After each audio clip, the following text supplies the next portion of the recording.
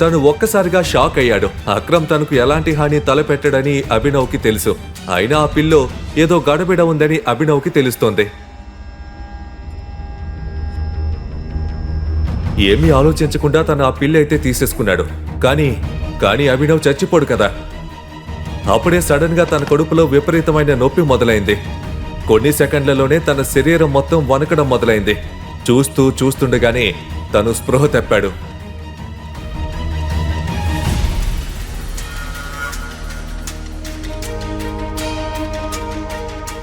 తను కళ్ళు తెరిచి చూసేసరికి దాదాపు రాత్రి అయింది.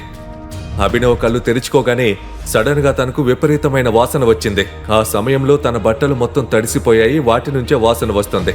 ఈ ప్రశ్నలకు సమాధానాలు తెలుసుకోవాలంటే క్రింద ఇచ్చిన లింక్ ని క్లిక్ చేసి పాకెట్ ఎఫ్ఎం యాప్ ని ఇన్స్టాల్ చేసుకోండి. Stay tune to pocket FM.